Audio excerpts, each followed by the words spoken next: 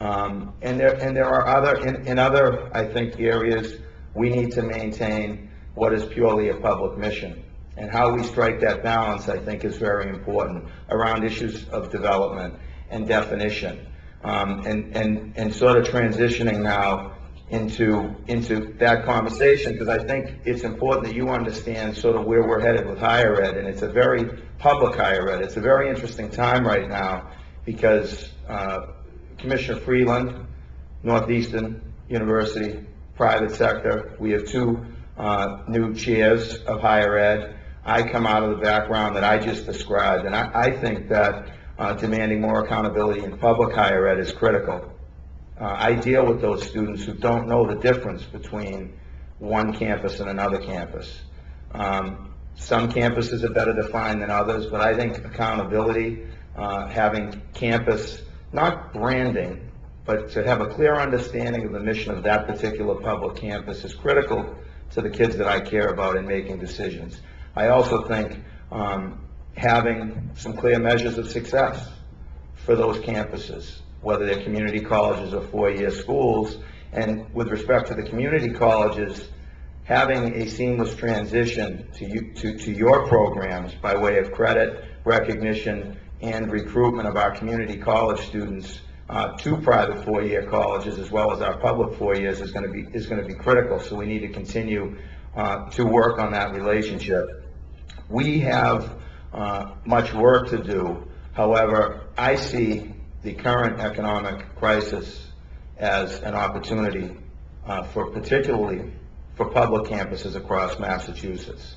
And I have been sounding the alarm, which I think you folks would appreciate, because I think you're probably doing it on your own campuses around budgeting and efficiencies, but that this is an opportunity for publics to increase our consumer base.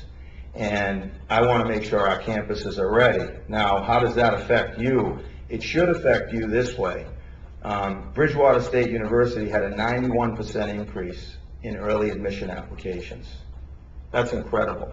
So state leaders should be saying to public campuses, number one, anything you can do within your existing budget, they never like to within the existing budget piece, you should be increasing capacity to enroll as many students as possible, because the last thing you want to do this year is tell a middle-class taxpayer who may have been thinking they were going to Assumption or Curry, can't afford that this year, they think, and they've given a public a shot for once.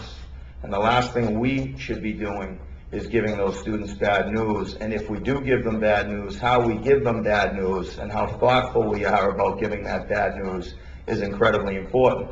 And how it affects you is some of those students should be steered towards community colleges. And it can't just be you weren't accepted to Salem State College, but you've been automatically admitted to North Shore Community College. It should be a personal recruitment. It should be a thoughtful outreach, the type of consumer outreach that you folks are used to doing. And those folks should be drawn to those community colleges where we should be prepared to have honors type programs, 4-year type prep programs, and those students should be ready in a year or two to re-engage in the selection process for a 4-year school where you all come in.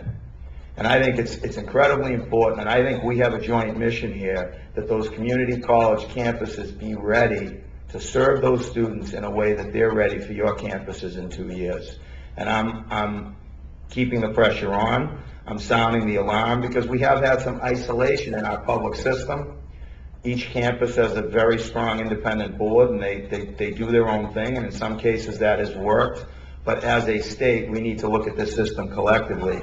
And I think as we better define our public campuses, we need to keep in mind that what you do is absolutely essential to our mission. And the reason we don't have to spend as much money as North Carolina is because you folks fill that void. And I think Massachusetts, my dad came over from Italy, went to public schools, stayed an extra year at Cambridge Latin, which was a public prep school model, which is something I'd love to reinitiate in Massachusetts, that it shouldn't just be rich kids that go for a year of prep to do a little better. to get ready for some of your schools. So my dad stayed a fifth year at Cambridge Latin and got a full scholarship to Harvard College. My older sister got nearly a full scholarship to Harvard. I went off to Providence College. My younger sister went to Wheaton, went over to UMass for a year to save my mother some money. That's why she's the good sister, still the favorite of my mother. I stayed at Providence for 4 years and didn't worry about it.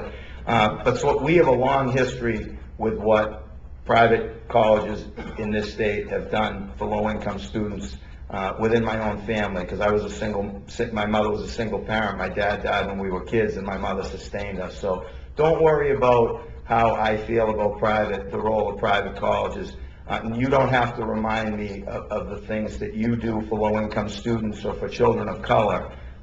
I do think that this market will force all of us to relook at how we engage consumers. And how you do it is your choice. I think you will make the best decisions to engage as many consumers as possible. I think the very high tuition rates are challenging for many students who won't even look at your schools.